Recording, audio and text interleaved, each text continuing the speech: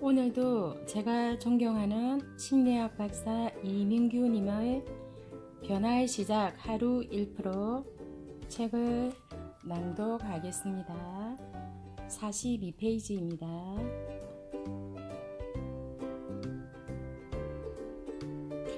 인간은 이유가 있어야 움직이는 존재다. 그대는 왜 성진 심사에서 탈락했을까? 5만 가지 이유가 떠오를 것이다.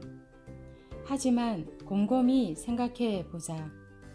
인사권자에게 자신을 성진시켜야만 하는 제대로 된 이유를 제공했는가? 제공했다면 그 이유가 인사권자의 입장에서 충분히 납득할 만한 것인가? 아니라는 것을 인정한다면 지금부터 해야 할 일도 찾아낼 수 있을 것이다. 제대로 된 이유를 찾아내는 것은 우리 자신의 행동을 변화시킬 때뿐 아니라 다른 사람의 태도를 바꿀 때도 정말 중요하다. 우리가 어디서 무슨 일을 하건 행복하고 성공적인 삶을 살고 싶다면 반드시 사람들의 협조를 얻어야 한다.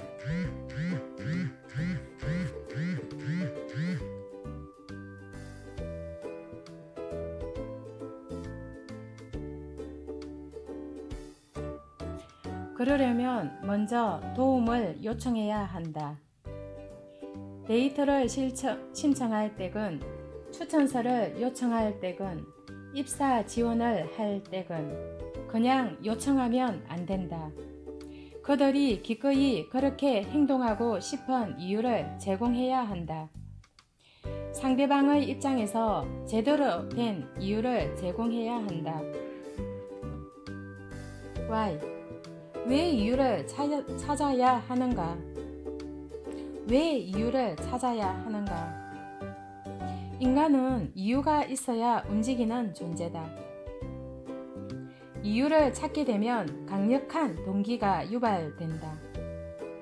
누군가를 설득할 때도 그에 상응하는 이유를 제공해야 한다. 배를 만들고 싶은가? 그들로 하여금 바다를 동경케 하라. 리더로서 변화와 개혁을 바라는가? 직원들로 하여금 성과를 내게 하고 싶은가? 그렇다면 일방적으로 지시하거나 명령하지 마라.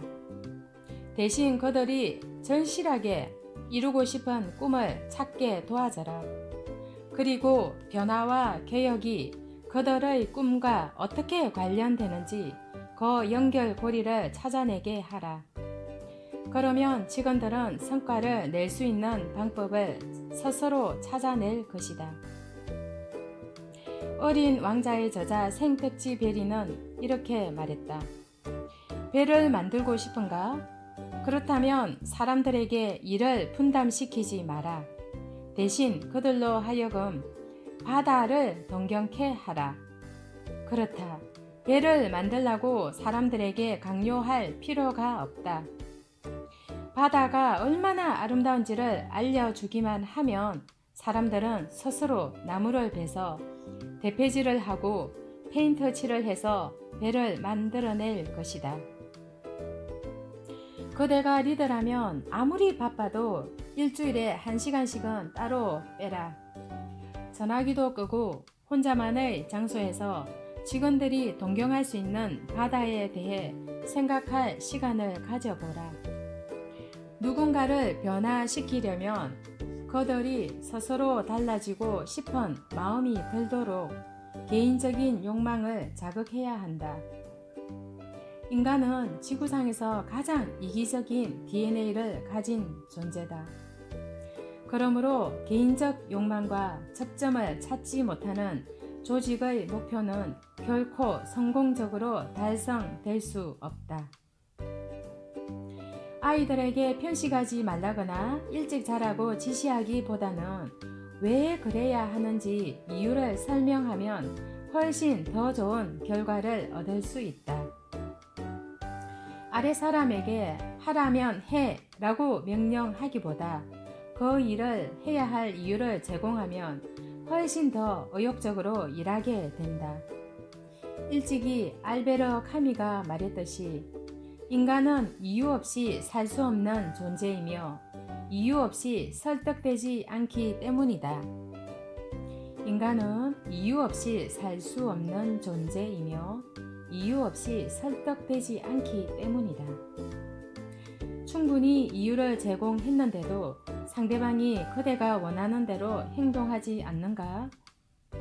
그렇다면 그것은 그대가 아직 상대에게 제대로 된 이유를 제공하지 못했기 때문이다.